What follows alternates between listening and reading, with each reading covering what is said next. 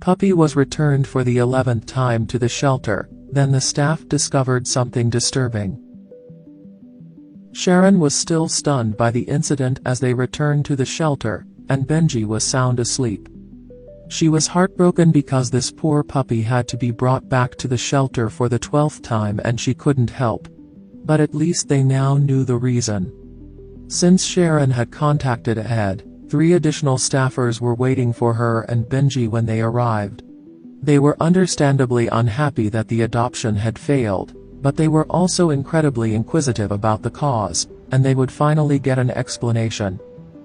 Benji had already been at the shelter for a year and a half, and although he wasn't a puppy anymore, he still looked a lot like one, and everyone who went to the shelter to pick him up fell in love with him. However, whoever adopted him just kept giving him back. As a 3-week-old puppy, this had already started when he was initially brought into the shelter. A dog that belonged to his first owners gave birth to 5 healthy puppies. However, for some reason, they decided to keep 4 of them, while only Benji was willingly handed to the shelter. The shelter at the time had some concerns, so they had Benji thoroughly inspected by their on-call veterinarian. The shelter came to the conclusion that the dog was most likely just unlucky to have ended up here because all the test results seemed to indicate that he was in perfect health. He was put up for adoption the very following day, and someone came in to take him home. When they first met Benji, they realized that this was a rare opportunity because most dogs coming into the shelter were older, and rarely were puppies available for adoption. The young married couple he would be joining, who were eager to obtain a puppy for their 5-year-old daughter, seemed to be the ideal family. But after only 3 weeks, Benji's new owners took him back to the shelter. The puppy was adopted 3 times, brought back to the shelter, then adopted again 2 weeks later. The shelter was puzzled as to why it was happening because they had never encountered anything like it. The justifications offered for returning the poor pet were consistently weak and superficial. They were also so dissimilar from one another that at least some of it had to be lies. Benji was accused of having excessive energy by some while he was allegedly incapable of getting out of bed by others, while some claimed he was hostile against other dogs. Even though it made no sense, the animal shelter had no choice but to reoffer Benji for adoption.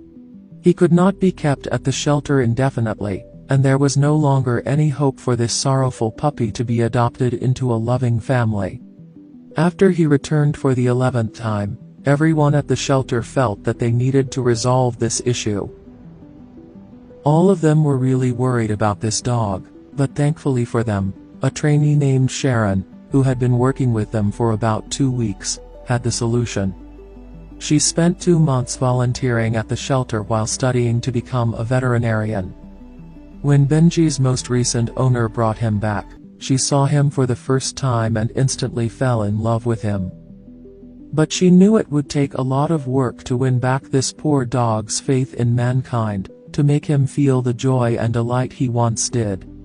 Sharon had faith in her ability to achieve, but she soon realized that Benji wasn't the family's first dog. Fortunately, they already had a lot of the other dog supplies at home. The family took good care of Benji despite the fact that his owners noticed right away that he didn't seem to trust or get along with the other dogs very well. It seemed as though Benji did not want to be there. Benji eventually started interacting with the other dogs. They brought Benji to the park, took him to shop for a new toy, and even prepared him a delicious steak after he appeared to have had his frigid demeanor significantly tempered by all the attention and touch. A day in canine paradise had a significant impact on Benji. One morning as the family awoke, Benji was already out of bed. They looked everywhere in the home, but they couldn't find him. Sharon started to worry because she thought that by handling Benji recklessly, she had compromised the trust of the shelter. She decided to keep it a secret from them because Benji might have run away or something else might have happened. Sharon took a week off work to search for Benji.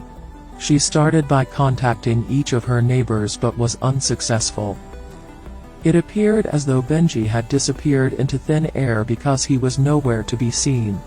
This caused Sharon a great deal of pain. Eventually, the phone rang, and Benji had been located.